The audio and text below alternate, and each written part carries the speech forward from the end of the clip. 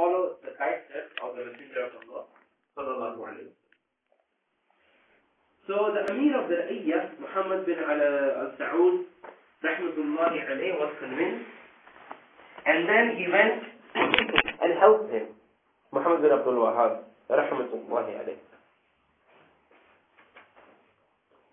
And after all this great effort of Muhammad ibn Abdul Wahhab rahmatullah, you can see that in today's time, up to this date, today, 7th December 2009, Saudi Arabia is the only country where shirk is not openly done, where there is no grave being worshipped openly. It's the only country in the whole world. You will not find any other country in the whole world where there is no any grave being worshipped or there is no any tomb being made. And after the blessing of Allah subhanahu wa ta'ala, it is the work of the scholars over there who have done hard work and who did a lot of effort and who are still patient in spreading the message of Tawheed. So then the Shaykh, he died in 1206 Hijri, and he was buried in the Iyah. Now this was a brief introduction or a small brief history of the scholar, the great scholar in Islam. After that, the Shaykh, he starts this treatise, this small treatise or this small booklet by saying Bismillahir Rahmanir Rahim. Why he used Basmala over here? Why he started the book with Bismillahir Rahmanir Rahim? Now we will go into some knowledge of this. Remember, Bismillah has two parts. One part is the harf Ba. This harf, this letter Ba, is haruf al-jarh. Second part is the Ismillah, which means with the name of Allah. And we will talk about this inshallah.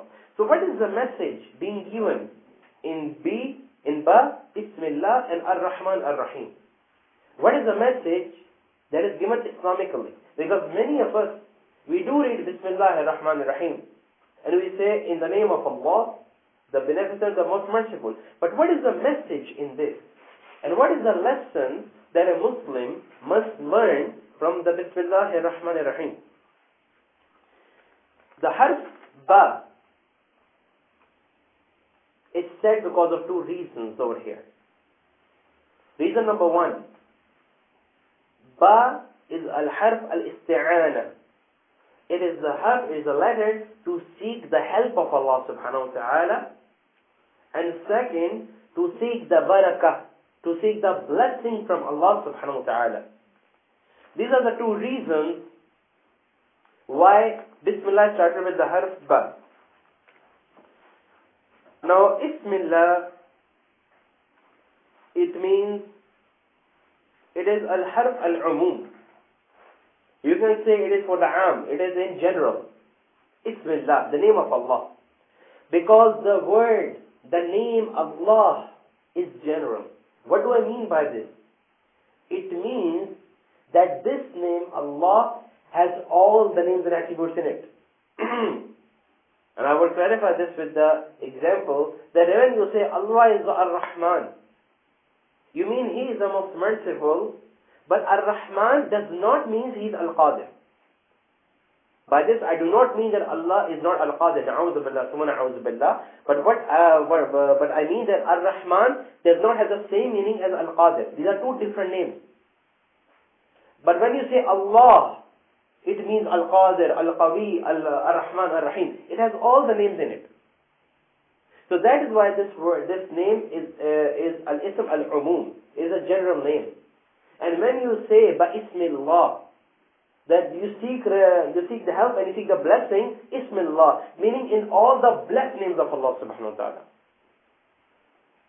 So this is the benefit in using Ismillah. Ar-Rahman means so merciful that because of this name of Allah, because of His being Ar-Rahman, He provides provision. He provides shelter. He provides food. He provides clothing. He provides heat and cold, even to the mushrikeen, even to the kuffar, even to the disbelievers, even to the idolaters. Because He's Ar-Rahman. And Ar-Rahman is a mercy for everyone. A mercy to the animals, a mercy to the insects, a mercy to the fishes, a mercy to the, you can say the birds. Because of His being Ar-Rahman, He is the only one who is providing food to that insect who is hiding in a shell. And no one is able to reach over there.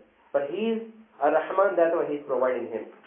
He's providing that particular insect. The flies, the millions and trillions, zillions of fishes that are in the whole of the ocean in the world, He is Ar-Rahman, He's providing food to them.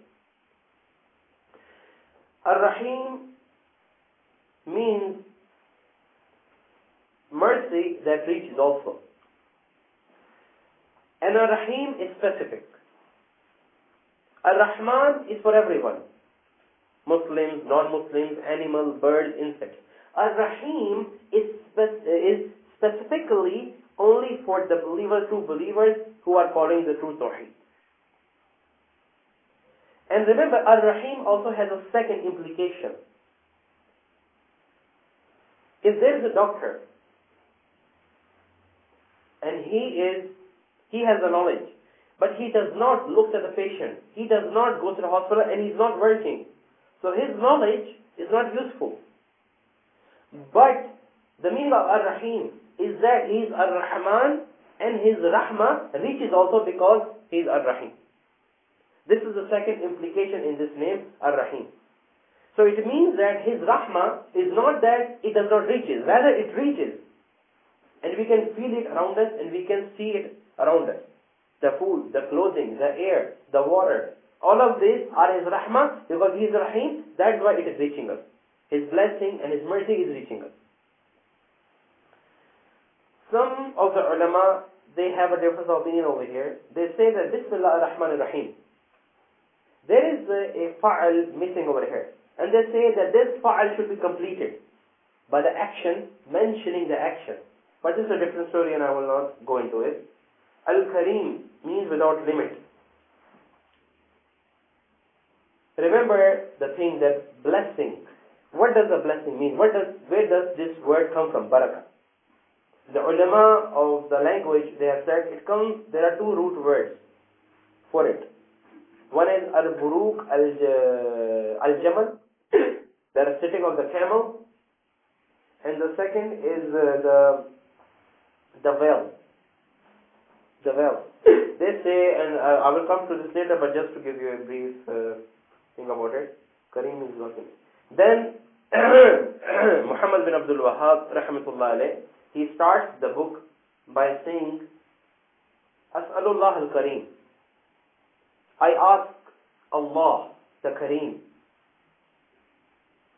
Now, what does this word Kareem mean? As'al means I ask, I seek the help. Al-Kareem, it means without limit. There is no limit in there. In His Rahmah, in His mercy, there is no limit. In His power, there is no limit. In His strength, there is no limit. So this is the meaning of the word Al-Kareem. And then the Shaykh, he continues, that I ask Allah, the Kareem, the one without limit, the Lord of the mighty throne, Rabbul Arsh al-Azim, the Lord of the mighty throne. Now remember why he used this word, or why he used the attribute of the Rabbul Arsh al-Azim. What is the reason for he used this? To show the mightiness of Allah subhanahu wa ta'ala, to show the bigness of Allah subhanahu wa ta'ala. Because remember, the Arsh of Allah is the biggest creation of Allah subhanahu wa ta'ala. The throne of Allah is the biggest thing that Allah has ever created. As the Messenger of Allah sallallahu alayhi wa sallam said in a Sahih hadith, that if you want to know the bigness of the throne of Allah subhanahu wa ta'ala, then it is as if you go in a desert and you put